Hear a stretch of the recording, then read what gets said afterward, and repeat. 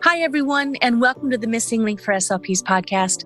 I'm Maddie, your host, speaker, and very passionate speech-language pathology advocate. You are listening to the Speechless SLP series with Vanessa Abraham, and you get a unique perspective in each one of these episodes on her journey being the speechless SLP in the ICU bed, unable to talk. So welcome to this series of the Missing Link for SLPs podcast. Glad you are here. Sit back, take a listen. Welcome to this episode of the Missing Link for SLPs podcast. This is our very, very final bonus episode of the Speechless series, the Speechless SLP series. So I am here with Vanessa Abraham, our Speechless SLP, and her guest today, Shannon, an ICU nurse. Welcome to the both of you. Hi, this is Vanessa, the Speechless SLP.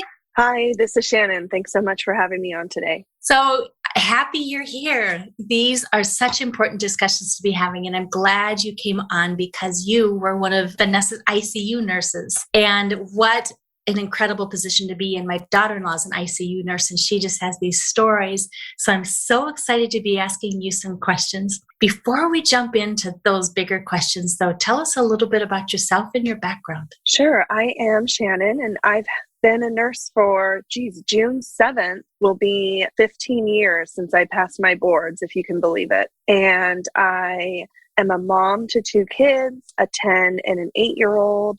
I'm a wife here in San Diego, living at the beach and living it up. I just love being a nurse, watching my patients come in sick, barely even able to move, and, walking out of there. And Vanessa is that ideal story that you want.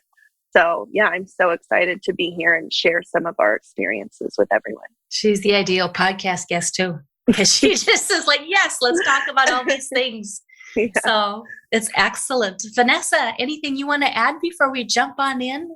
No, Shannon was just an awesome team member that I work with at UCSD that I'm forever grateful for. And so grateful that she's here to join us today and share her story and hopefully teach some new grads, new SLPs, some things about being a nurse in the ICU setting. So let's lay the scenario just a little bit. Can you, Vanessa, describe to us vaguely, because I know you're keeping so many good details for your book, but describe to us vaguely, you're in an intensive care unit. Are you speechless? Where does Shannon join your journey? Shannon joined me on day 1. Unfortunately, I was at a point that I don't remember a lot on day 1 or day 2, 3. So she was there during that first period of time where things were just, I was in a very critical state. Let's just put it that way. So at this point in time, she was doing a lot of communicating with my husband. I was heavily sedated, so I don't really remember a lot other than the information that she told me about. And obviously the stuff that my husband relayed to me after I kind of woke up. All right. So the stage is set. We're opening the first page of this chapter. Shannon, what was it like treating an SLP, especially a speechless one? Well, I remember when Vanessa first arrived at the hospital where I work, and she was so young, and they had said, we don't know what's going on, but she has a breathing tube, and she's coming here to figure out what's the diagnosis and what's going on. I didn't know she was a speech-language pathologist until her husband arrived and was telling me her background. I was like, oh no, I got to step up, because communicating with someone who has a breathing tube and is on sedation isn't easy in the first place. And I have my own ways of communicating, but then you throw in an SLP who has her own way of communicating. I'm like, we're going to have to lighten this sedation up and get her talking in a sense, because she's going to go nuts. This is her thing, is communication. So that's what I was talking about with her husband when she first arrived. So you recognize that her need to communicate was just paramount for her. Yeah, that's the basis of her job. Her passion is helping others communicate, whether through words, actions, writing, special language tools. I know in the ICU I work in, we have a flip book with letters. And I remember showing her the A to Z and telling her, you got to point to every letter and spell the word. And she was just like, no, that's not there's got to be some better way to communicate with me, because this is exhausting. Just spelling one word while your body's working so hard to recover and heal. I mean, she would get out one word and it's exhausting. Mm-hmm. When scenarios like that opened up and she's exhausted and you need to get information, what kind of emotions did you feel? And then how did you settle her down? Yeah, I think initially, and I can only imagine the frustration that she was feeling, because she knows the techniques. Mm-hmm. And in my mind, I'm telling myself, she's going to lead me. She's going to explain something, how to communicate. And she was frustrated. I think I was getting frustrated with the word boards. And, luckily her husband was there, because mm-hmm. they have this innate sense of communication that I think comes with just being around someone for years and understanding, a slight twitch of the eyebrow or kind of an eye roll that someone else might not notice. And he would just say, you know what, we're going to have to just take a break, because he knew when she was frustrated. So I would often look to him to explain her emotions and to her to figure out what she was trying to tell me. So I love how you approach Vanessa or any of your patients, I'm sure, as what is important to this patient. And I love also how you pull in the caregiver into the care that you're giving. I know Vanessa's talked a lot about the importance of having her husband included in these conversations. Vanessa, that was just something so important to you, right? Oh, absolutely. Absolutely. He knows me better than anybody. Well, maybe my mom as well. But yeah, like Shannon says, your spouse, the person that you're with, they can read your body language. They can read that eye roll. They can read the facial expressions. I was so heavily sedated, but I think if anybody's going to know you, it's going to be your spouse. Or if you're even younger, it's going to be your mom, dad. Were there ever any moments, Shannon, where there was more of a medical crisis and you needed Vanessa to be able to say something? How did you overcome that challenge? I think one time I do remember was the first time she had gotten out of bed. And she still had the breathing tube, and we were pushing, and by this time we had pretty much turned off all the sedation, just kind of intermittent meds for anxiety or pain, but nothing keeping her in a induced coma.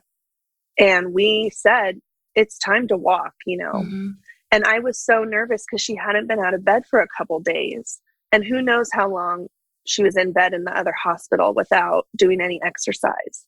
So we came up with, almost like at the dentist, when they're in your mouth and you can't talk, and they said, if you need a break, hold up your hand like a stop sign and we'll pause.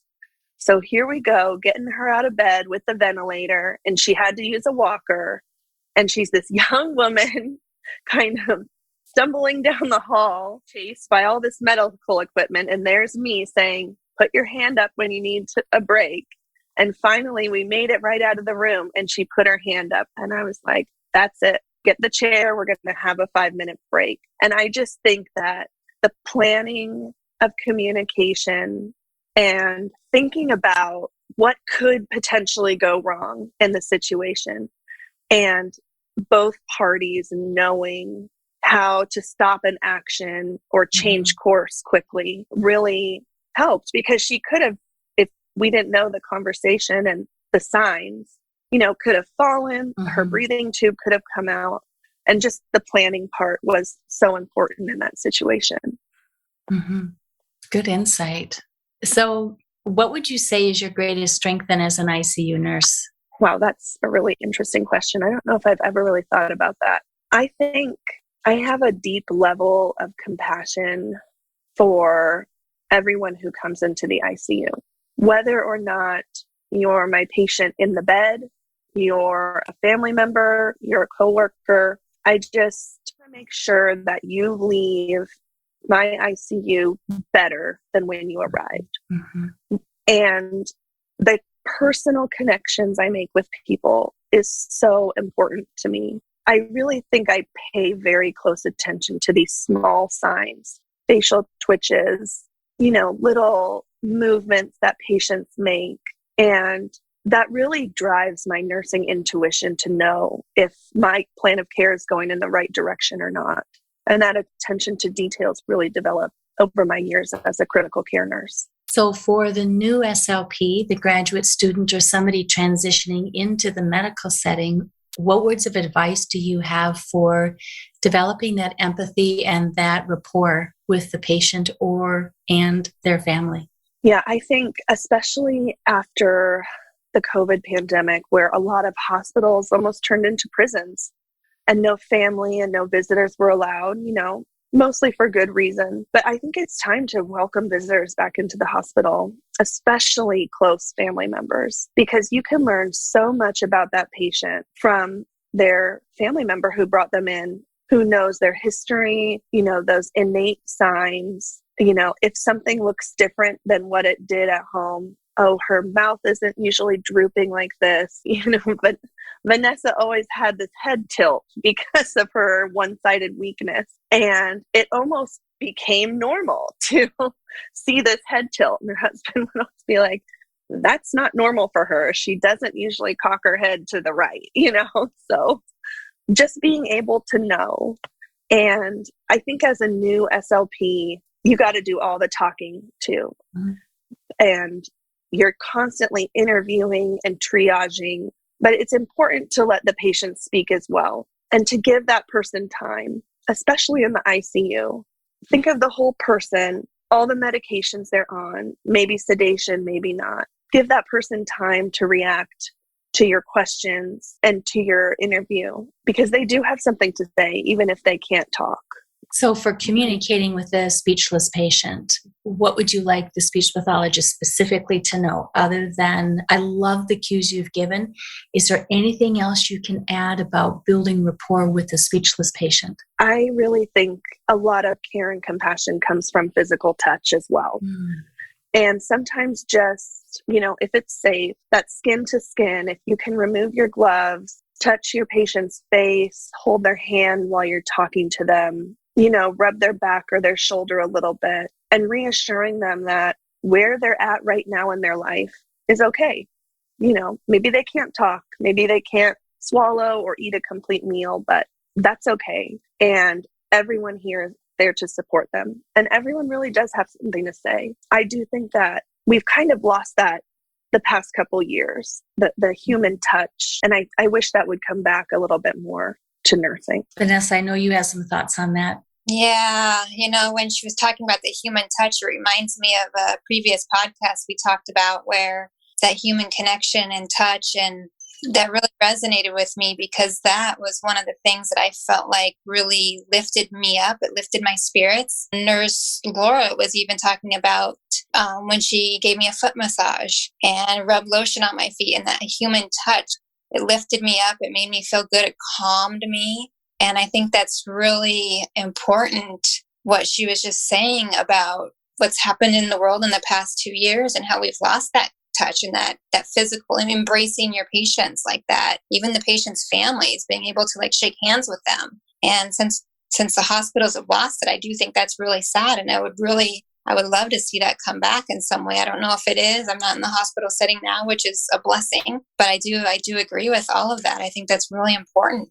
It helps gain rapport too. It helps the patient trust you. It gives them that buy-in that, okay, this person really cares about me. This person's really here advocating for me. They really, truly do care. So the next question is for both of you as well. We've talked about what it's like from the nurse's perspective. We've talked about what it's like, advice we would give to speech pathologists. What advice do you have for the speech pathologist to give to the patient who's lying in the bed that's speechless? Well, here's the thing. Speech pathologists should know, right? For speech pathologists, I would say that, patience. I was a patient, being patient with the patients, letting them get their words out. But I would hope that the speech pathologist would know to, give them time and let them process their emotions, let them take their time to get their words out. Because a lot of them, me included, you have a lot to say. You have a lot of questions. Gosh. Yeah, Vanessa, I agree with you. I just think having patience with people who can't get their words out, who can't vocalize what they're feeling, who can't ask for what they need. So much communication is body language and responsiveness, and just reassuring that person that, just because you can't make sounds that form words, I know you have something to say, and I'm here to listen and just support that person emotionally. I mean, that's one good thing about COVID, if there's anything. It definitely brought to the forefront the importance of mental health. And I can't imagine not being able to talk, to make my needs known, or having to write everything down all the time. It just sounds exhausting. I know you're frustrated. I know you're tired, but your needs are important to me, and I'll stay here until I can figure them out. Wow, that I'm sure a patient would be very grateful to hear. Absolutely. That, like she said, letting the patient know that I'm here, I'm not leaving. Yep. I have all the time in the world for you to let me know what it is you need. I'm not leaving. And pull up a chair next to them, hold their hand, and just sit there and let them take their time to process what they need to ask. Sometimes they have very scary questions to ask, and they need somebody to just sit there and, almost grieve with them and hold their hand through the process, and giving the time and the space to process it, think about it, ask questions. And that process, unfortunately, could take half hour, who knows? I don't know. But all of that is so, so important. To attend to the physical as well as the medical and the emotional health as well. Shannon, you talked before about the hand signals you had, if you need to stop, put your hand up. And then you talked about the alphabet flipboard. If you could create an augmentative system for a medical setting, what would you be sure to include? Well, I think that the flipboards are easy to use. I think that pictures with some common words are always helpful. Like bathroom or pain, somebody maybe grimacing and they can point to pain. I don't really know what else other than hand signals. For my other patients that have breathing tubes that can't talk, I often ask them to just give me a thumbs up. Can you hear me? Give me a thumbs up. Are you thirsty?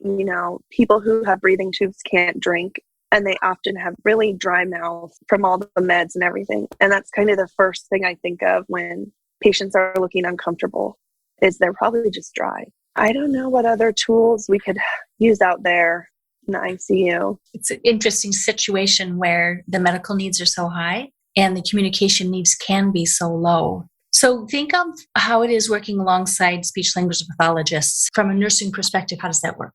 Yeah, so we have SLPs that see our patients in the ICU, and they come by. Most of the time, they are consulted and see patients in my ICU that have just had their breathing tubes removed, or that have new tracheostomies, which are breathing tubes in part of the neck, kind of to simplify it, to help the patient breathe. And those are more permanent.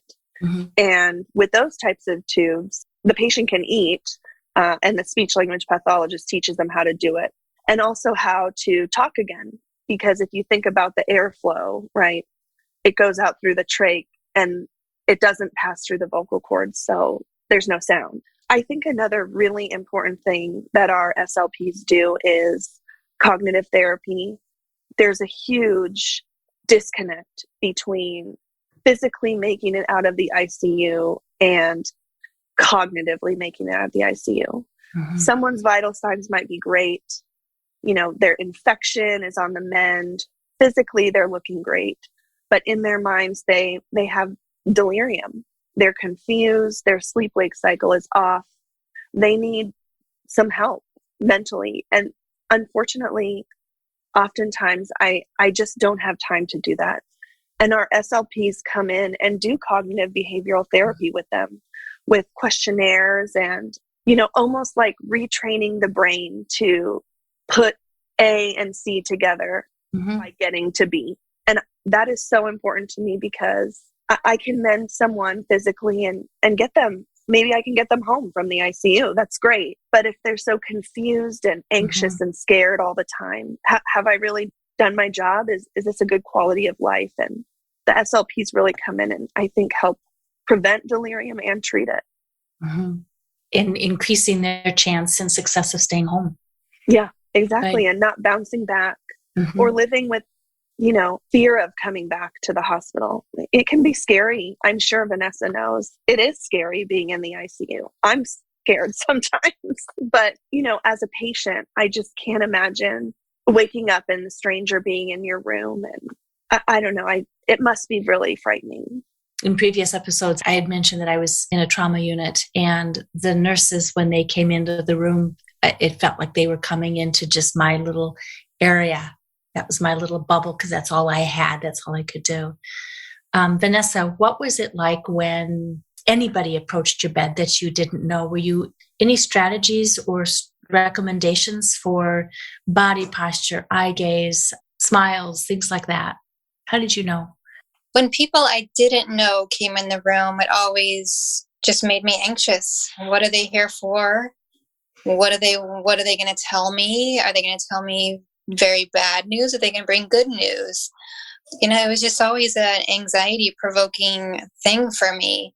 I would say, going back to that body contact, coming into the patient's room, standing bedside, don't stand 8 feet away, stand bedside, hold the patient's hand, maybe if they're crying, offer them a Kleenex, that proximity too. I think that lessens the patient's fears, anxiety, just by coming up to them and holding them, touching them on the arm, introducing yourself. Hey, I am Dr. So-and-so. I am, your whatever. I think that like we've mentioned too in previous podcasts, that helps with the buy-in too, and gaining that trust with the nurse or the doctor.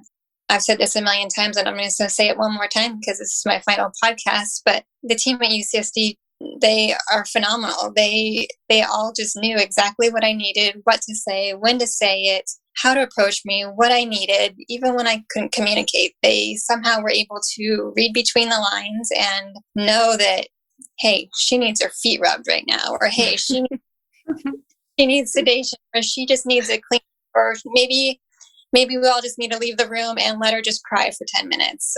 I always felt like my needs were being met there. As scary as it was, they were just phenomenal. They were an amazing team.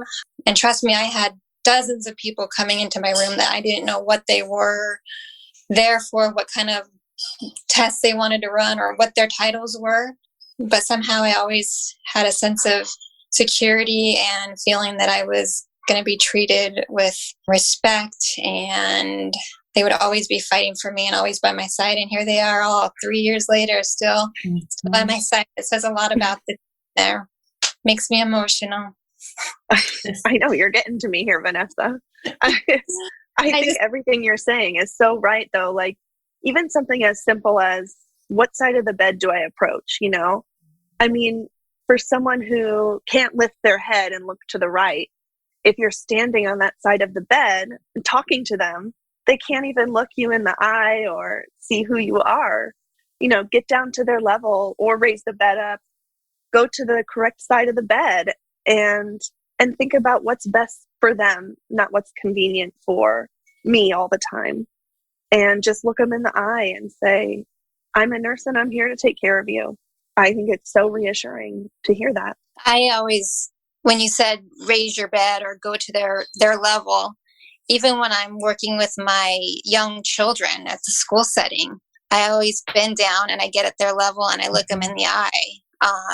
Whether they're 4, 5, 6, 7, 8, I always try to get eye level. So Shannon, hearing you say that reminds me of me and what I do in my job. And it is very true. I get on their level and I communicate with them. And I think it builds that rapport with the patient or student if you work with kids. Yeah. It reminds me of that Maya Angelou quote that says something like, people don't care until they know that you care, or probably slaughtering that. I should write that down, because I say that all the time. But when people know we care, and in intensive care unit, or acute care or rehab or outpatient or school systems, wherever, people want to know you care. And that comes through loud and clear with you, Shannon. Oh, thanks. Any final comments? I think everything was covered, and it's been a great journey. Thank you so much. I really appreciate all your comments, Vanessa. That just means so much to me to hear that, just the acknowledging of my work and everyone's work at the hospital. because we really are rooting for all of our patients, no matter where you come from, what you look like, who you love, whatever. We want you to get out of that bed and walk out of the ICU. And we know it's not always possible, but, we always try to communicate that love and that compassion and empathy to our patients. And just the fact that I was able to do that with you, Vanessa, even though you couldn't really tell me, yes, I feel it, just it means so much. And it's really improved myself as a nurse and probably as a mom taking care of you. So thank you so much for having me on. It's really great to reminisce about such a great time in my career. Thank you. Oh, thank you.